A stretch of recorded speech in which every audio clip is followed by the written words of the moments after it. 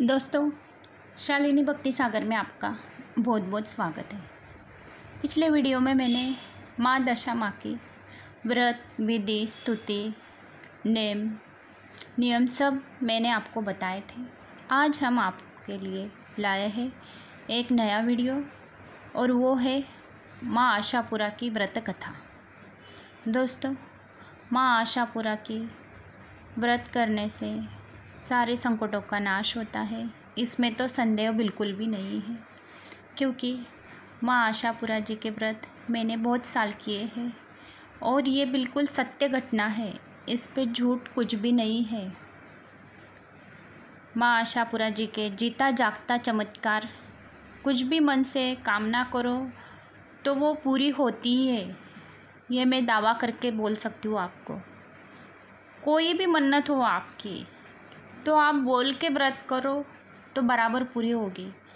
मैंने 100-150 लेडीज़ों को ये व्रत के बारे में बताया था और सबकी ही मनोकामना पूरी हुई है लगभग, तो ऐसे मुझे पता है। मैंने उनको कच्छ-भुज से माँ आशापुरा की व्रत की जो पुस्तिका है वो भी मैंने लाके दी है कच्छ-भुज से ऑर्डर करके। जब मैंने पहली बार कच्छ-भुज गई थी, 2008 में गई थी लगभग मैं कच्छ-भुज। अहमदाबाद के आगे है, माँ चामुंडा माता का भी उधर ही मंदिर है। तो माँ चामुंडा के आगे 350-400 किलोमीटर होगा शायद। और मैं शाहपुर में रहती हूँ, बुरहानपुर के पास शाहपुर एक विलेज है। यहाँ से तो लगभग 1100 किलोमीटर तो होगा ही। तो कच्छ-भुज मेन स्थान आशापुरा का कच्छ-भुज में है। तो ये सत्य घटना है, जो भी मैं ये व्रत कथा पढ़ूँगी, ये इसकी नकल या कुछ भी ऐसा डिसलाइक कुछ भी करना मत, ये सत्य घटना निर्भरित है। माँ आशापुरा के व्रत करने से फल की प्राप्ति अवश्य होती है।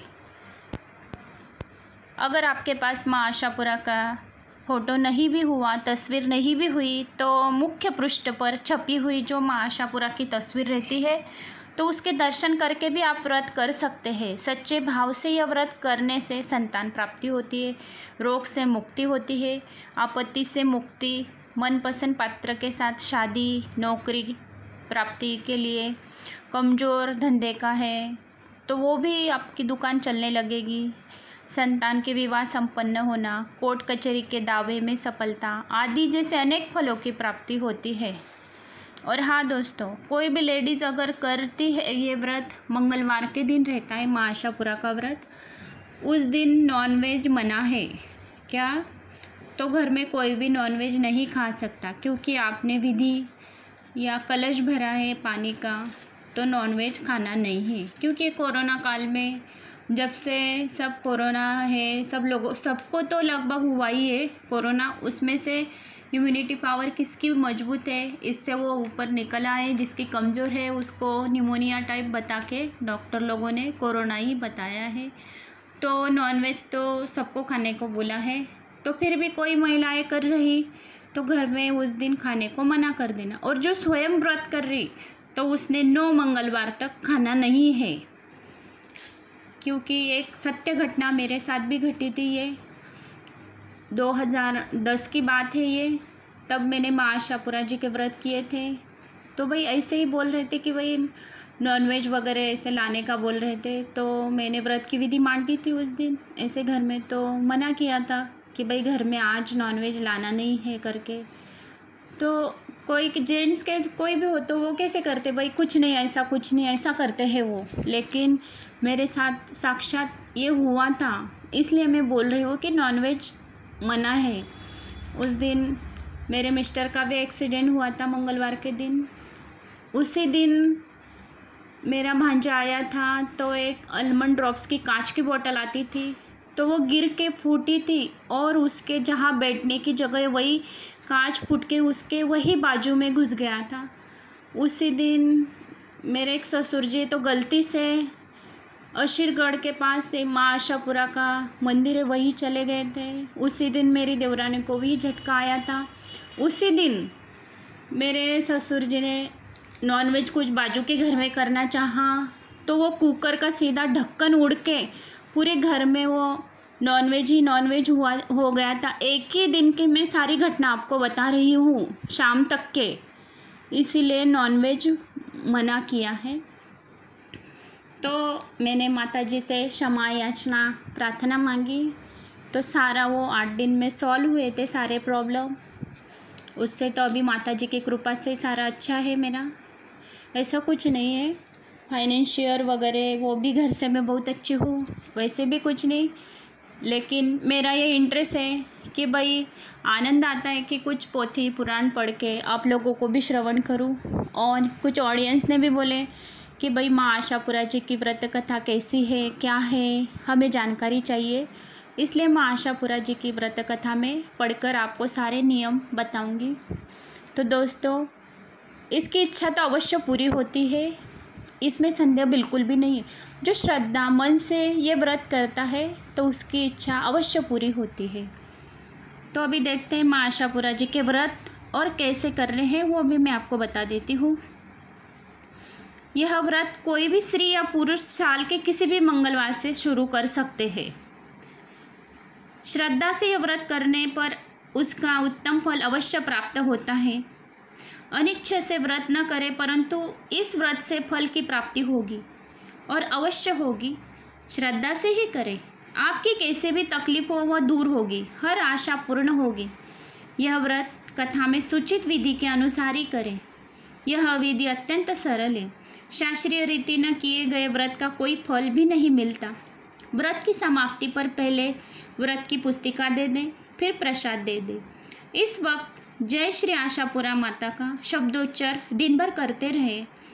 व्रत के दिन ओ ही श्री कली आशापुराय नमः ऐसे मंत्रोच्चार जितनी बार हो सके आप उतनी बार कर सकते हैं। व्रत के आरंभ करने से पूर्व ही आशापुरा माता व्रत की कथा पुस्तिका मंगवा कर रखे, जिससे व्रत मनाते समय बिना अड़चन के पूरा आपका कार्य होगा, अधूरा न रहे।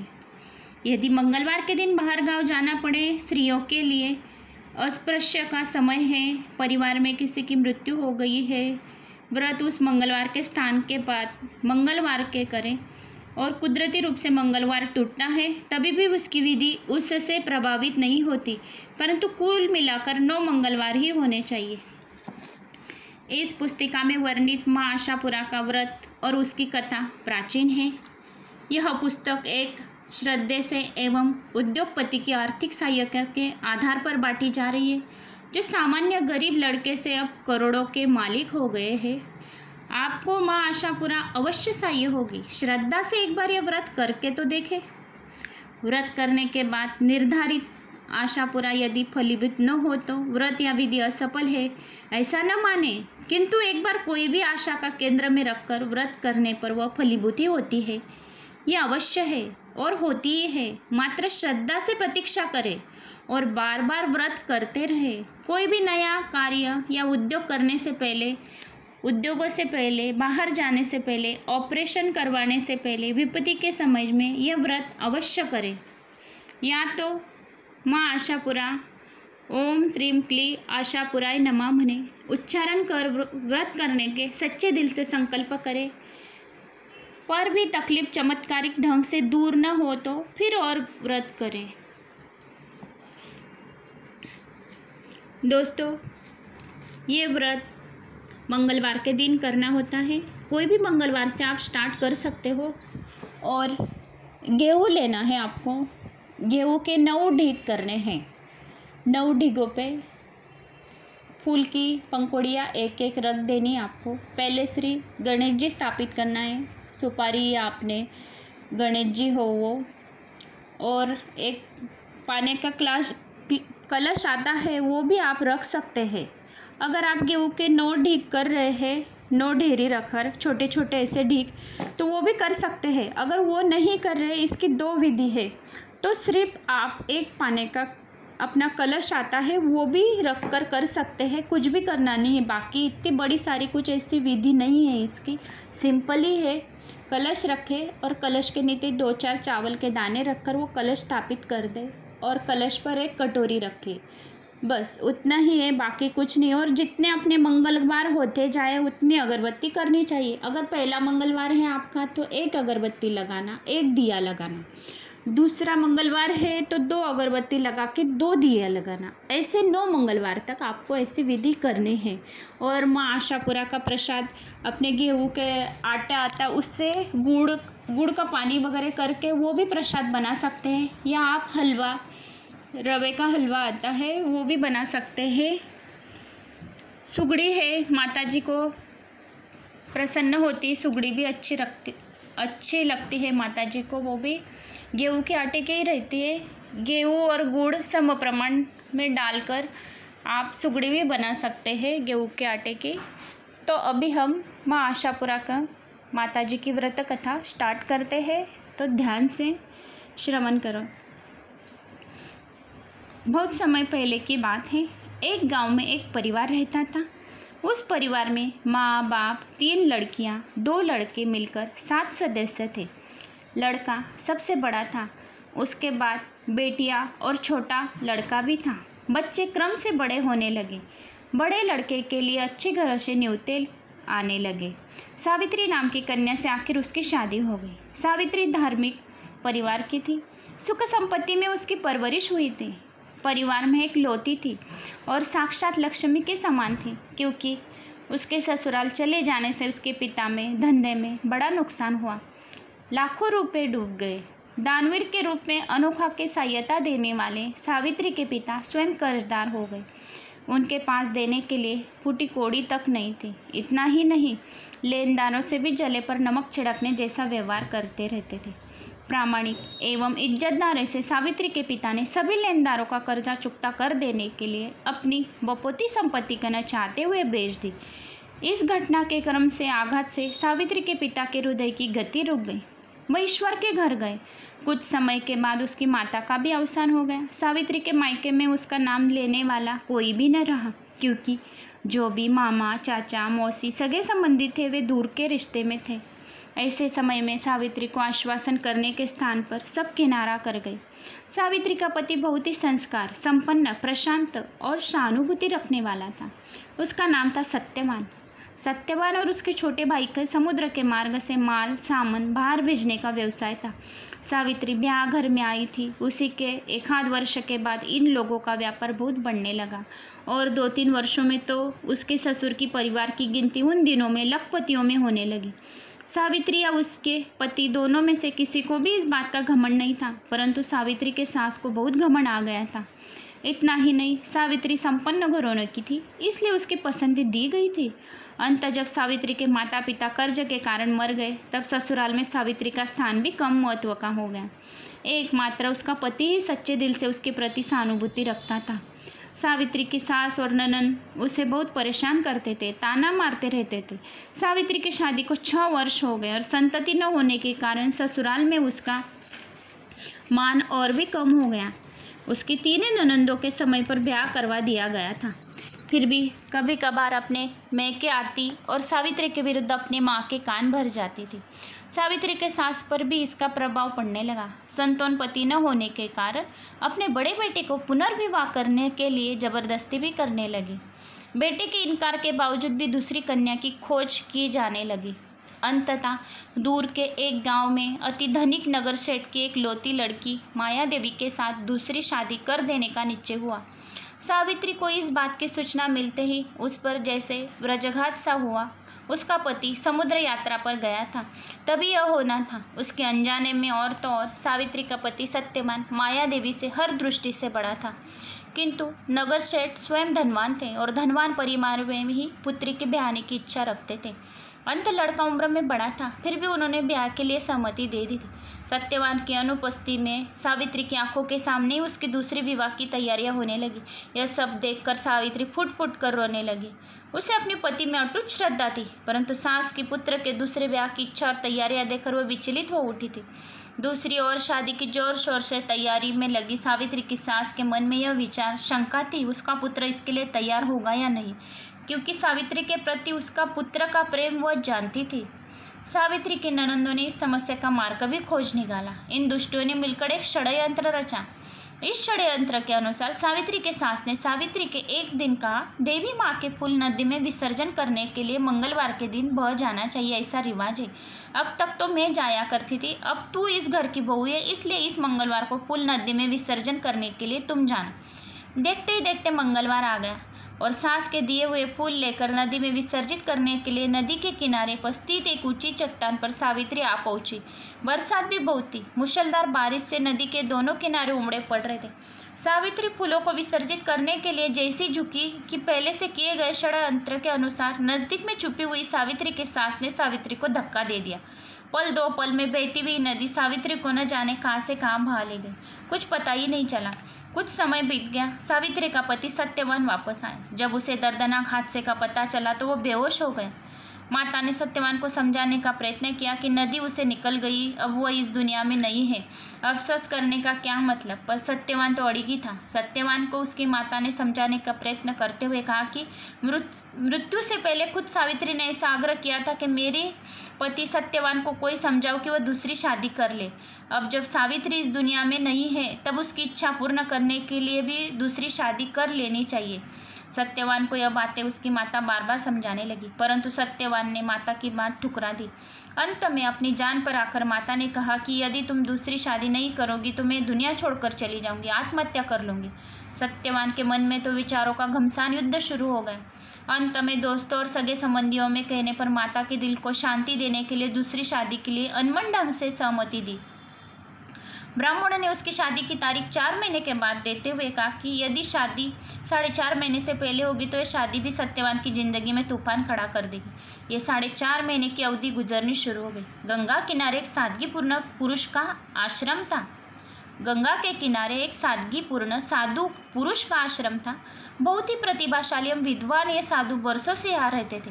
प्रतिदिन के भांति सूर्योदय से पहले स्नान के लिए वे नदी की ओर गए। किनारे पर आते ही उन्होंने किसी स्त्री के शरीर को देखा जो पानी के बाहर में बह आया था। उस देह को नदी से बाहर लाए देखा, अभी तक उसमें धीमी सी सांस चल रही थी। स्त्री बेहोश थी। साधु को वन्य औषधों का ज्ञान था और थोड़ी बहुत औषधि आश्रम में थी। अंत में अपने शिष्यों की मदद से उस स्त्री के शरीर से पानी बाहर निकाला। जड़ी बूटियों को उपचार करने से थोड़ी देर में वह स्त्री होश में आने लगी। आंखें खोलते ही पहले तो वो चीख उठी, अरे मैं कहाँ हूँ। साधु ने कहा, बेटे घबराने का कोई कारण नहीं है, इसे तुम अपना ही घर समझो। मुझे तुम बताओ कि तुम कहाँ रहती हो, तो मेरे शिष्य तुम्हें अपने घर छोड़ आएंगे। उस स्त्री ने बताया कि मेरा नाम सावित्री है। फिर सारी बात कह सुनाने के बाद कहा कि मेरे पति की दूसरी शादी होने वाली है। मेरे ससुराल में मेरा जरा सा भी मान नहीं है। मैं अत्यंत दुखी हूँ। मुझे संतान न हो सकने के कारण मेरे पति भी दुखी हैं।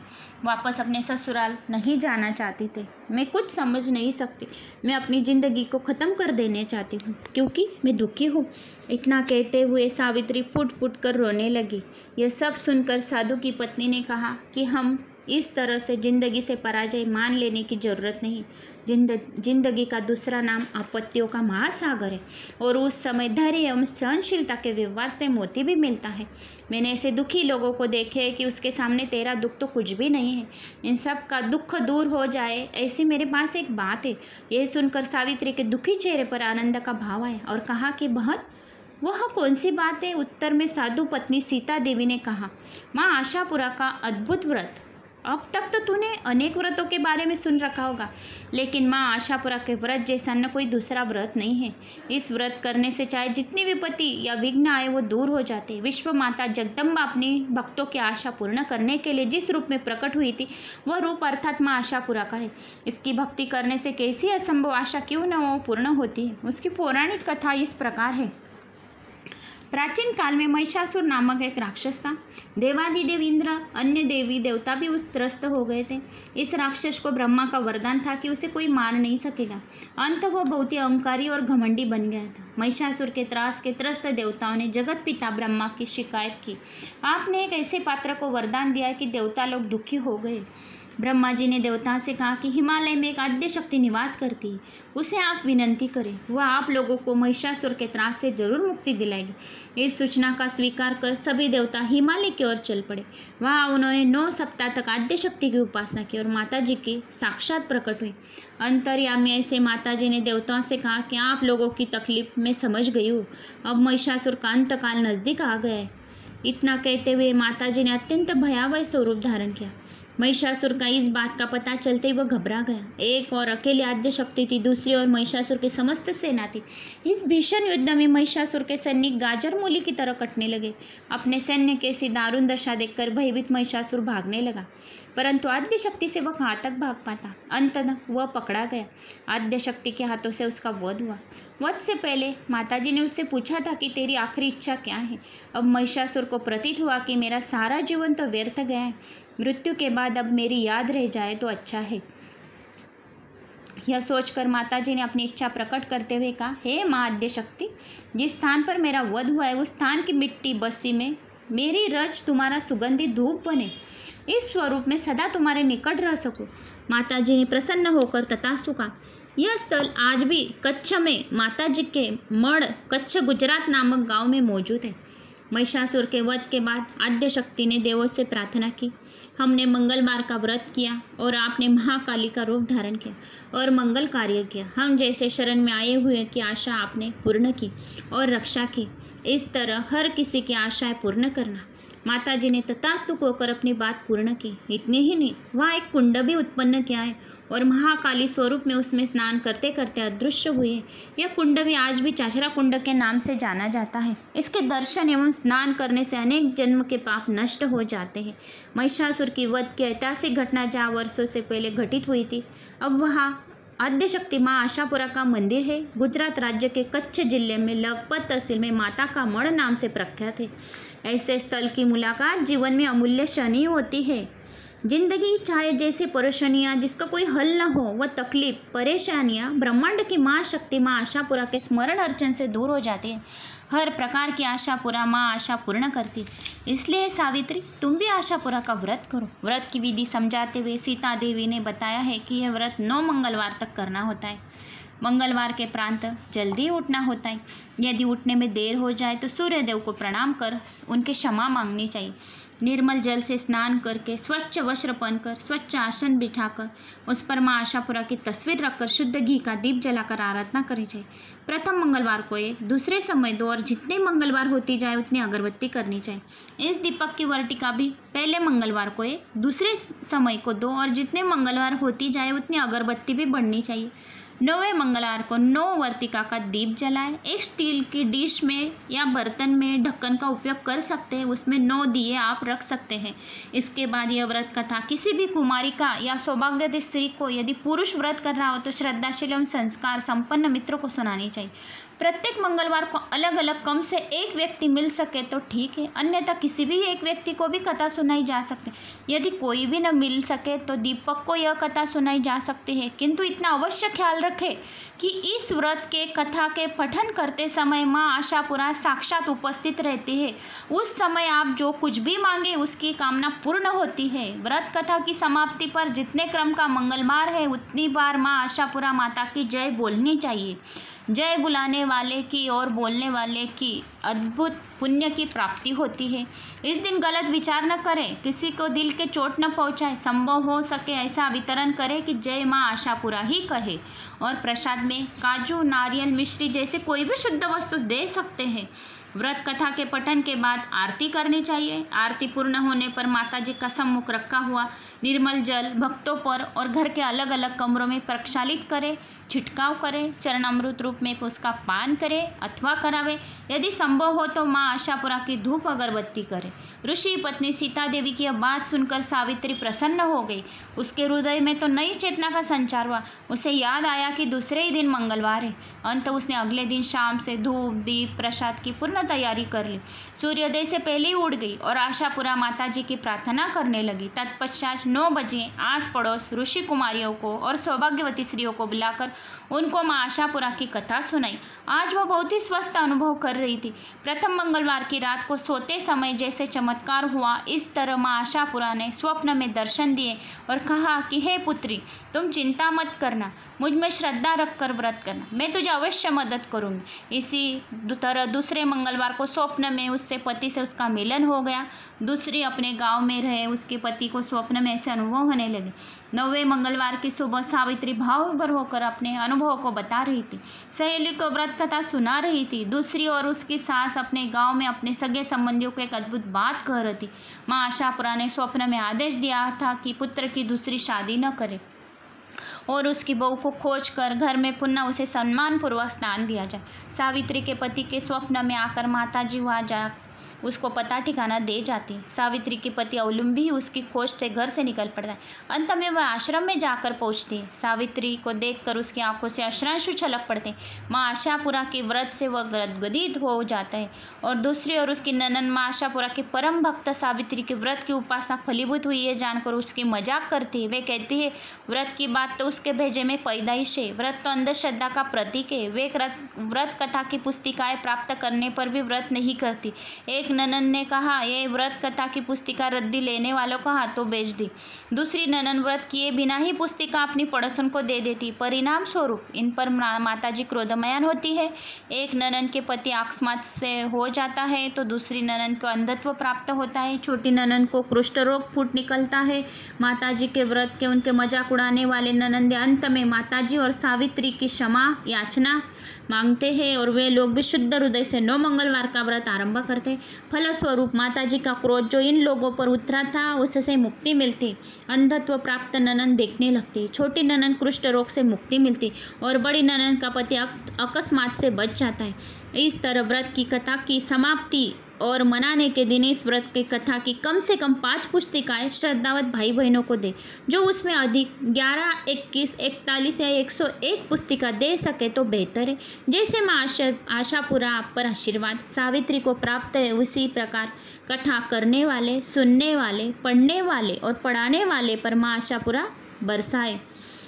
श्री आशापुरा व्रत की चेतावनी है। श्री आशापुरा व्रत कथा की यह मूल कथा जिसका साक्षात अनुभव 100 वर्ष से अनेक लोगों को हुआ है, उनकी प्रेरणा से पुस्तिका प्रकट हो रही है। इन बातों का अवश्य ख्याल रखें। इस पुस्तिका की कथा कोई भी भाग अथवा संपूर्ण कथा कॉपीराइट से सुरक्षित है। इसकी नकल करने वाला सख्त सजा के पात्र है। श्री आशापुरा की कथा यदि आपको किसी ने दी है तो उसे पैसे लेकर बेचे नहीं, कूड़े कचरे में डाले नहीं। ऐसा करने से गंभीर परिणाम आते हैं। गलती से पुस्तिका खो जाए तो नई मंगवाकर व्रत के दोष नष्ट हो जाते हैं। व्रत कथा की पुस्तिका पूजा स्थान में अथवा बड़े से पॉकेट में रखने से यंत्र जैसे चमत्कारिक लाभ होता है। श्री आशापुरा व्रत की पुस्तिका दिए बिना फल की प्राप्ति नहीं होती, विधि अधूरी रह जाती है। व्रत कथा की पुस्तिकाएं व्रत के आरंभ से पूर्व ही मंगानी चाहिए।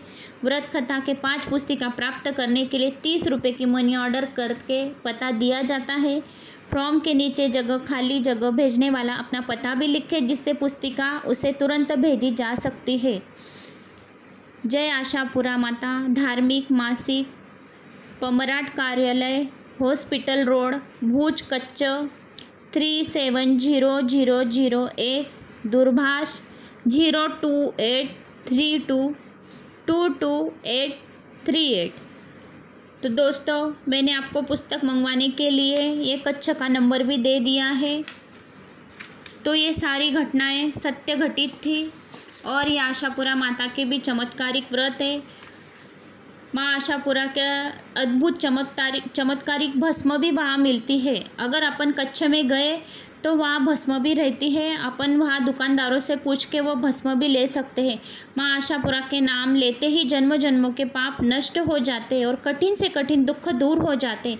सच्चे दिल से स्मरण करने से जन्म जन्म के दुख दूर हो जाते हैं। ऐसी जिंदगी रुख बदल देती है। और माँ आशापुरा माता जी के चमत्कारिक भस्म पूर्णिमा के रोज़ घर की तिजोरी में प्रस्तावित करने से माँ लक्ष्मी की बढ़ोतरी होती है, घर में सुख शांति रहती है। कठिन समय में यह भस्म पानी में घोलकर पीने से माता जी की मदद मिलती है। साधना और माँ की शक्ति 1 वर्ष तक यह चमत्कारिक शक्तिशाली दिव्य भस्म वार्षिक लॉज में भरने वाले हर एक ग्राहक को मिलती है। यह भस्म का असर 1 वर्ष तक प्रचंड रहेगा। उसके बाद उसे जल में पीने या उसका उपयोग बिंदियों में लगाने में, आपातकालीन समय भस्म तिलक या जल के साथ पीने के उपयोग में भी ली जा सकती। इस तरह पीने से लिए हुआ संकल्प पूर्ण होता है। तो दोस्तों, ये मैंने आपको माँ आशापुरा माता की व्रत कथा सुनाई। अभी माँ आशापुरा माता की चालीसा भी आपको बता देती हूँ। श्री माता स्मरण करे जो कोई कठिन संकट से दूर होए। श्री आशापुरा को याद करे जब कोई तब पूरन पल में आस होए। जय श्री आशापुरा शक्ति अपारो, जय श्री माता कल्प वृक्ष समानो। शक्ति रूप अति मनोबल धाबा, माता के मड़ स्थित श्री आशापुरा नामा।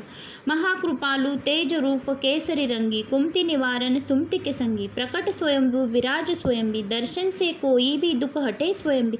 महिषासुर को जब मारी दियो, जगत को तब सुधारी दियो। देवचंद नाम को जैन आव्यो, दर्शन दियो संतान भी दियो। श्रद्धावान को मिले वो आतुर, काम सब किए भक्त को खातुर। संतान न हो संतान दियो, वांझियो को शाप से दूर कियो। कोट कचीरे के केस जितायो, माँ से कुछ भी मांगो वो दिलायो। कठोर बड़ो रोग भी हटायो, जम के दूत को भी भगायो। तेरो नाम लियो जब माता, मन को मिली बड़ी शांति माता। तेरो नाम बड़ो गुणकारी माता, कठिन कोई भी काम हो जाता। तुम्हारी पद यात्रा सभी को भावे, कठिन अंतर पल में कपावे। तुम्हारी सेवा करे जो कोई, तन मन धन में कृपा होई। 1 रुपया तो जो तुम्हें चढ़ावे, लाखों रुपया पल में पावे। नव मंगलवार का व्रत तुम्हारा, कल्प वृक्ष समान सबका सहारा। एक बार भी मिले तुम्हें जो कोई, कभी न सके भूले तो कोई। ऐसा बड़ा फल हो तुम्हारा, धन्य कर दिया जीवन हमारा। रिद्धि सिद्धि पल में दौड़ कर आवे, श्री आशापुरा नाम जो दिन रात गावे। आसो महीनों जब भी आवे, प्रजा का राजा चामर चढ़ावे। फूल देवी को राजा शीर नमावे, प्रसन्न माता तब पत्री दियावे। प्रियजन को प्रियजन से मिलावे, दुर्जन को शन में दूर भगावे। ग्रह नक्षत्र ब्रह्मांड तू चलावे, फिर तेरे भक्तों को माँ काहे सतावे। विकट समय में साथ तुम्हारा, जब नजदीक में ना कोई हमारा। तुम्हारी कृपा सब जन पर होई, जल में स्थल में हवा में भी तू होई। सबसे बड़ा नाम तुम्हारा, देव दानव मानव सबका तू सहारा। अपवित्र अश्रद्धालु दुष्टों को दंडावे, कैसा भी विघ्न हो माँ तू हटावे। जो माने नहीं कोई तुझको कोई, जन्म उसका हो व्यर्थ होई। भाग्यशाली को मिले नाम तुम्हारा, तो बन जाए तब जीवन सहारा। गरीब को तू करोड़पति बनावे, जगत में तुम दंग करावे। कोई भी सुख मांगे जब कोई, पल में आशापुरा वो होई। सब सिद्धि सब निधि की दात्री, सब संकट में जीवन की रक्षात्री। श्रद्धा का रसायन तुम्हारे पासा, सदा रहो कृपा भय हो के माता। तुम्हारा निवास सदा मन हुए माता, करो कृपा ऐसी खुश होकर माता। जो यह चालीसा करे दिन में एक बार, हो जाए जरूर उसका बेड़ा पार। दोहा, संकट विघ्न दुर्भाग्य हरण, माता श्री आशापुरा रू। देव दानव मानव सहित प्राणी मात्रा सदा सन्मुख। तो दोस्तों, मैंने आपको माँ आशापुरा जी की कथा और माँ आशापुरा जी की चालीसा और व्रत विधि कैसी करनी है और उद्यापन भी उसका कैसे करना है, वो भी मैंने आपको सारा इस व्रत कथा में आपको बता दिया है। तो दोस्तों, अगर आपको मेरी वीडियो पसंद आए तो लाइक करना, सब्सक्राइब करना और बेल आइकन ज़रूर दबाना और शेयर करना और कमेंट्स में जय माता दी लिखना। जय श्री आशापुरा माँ।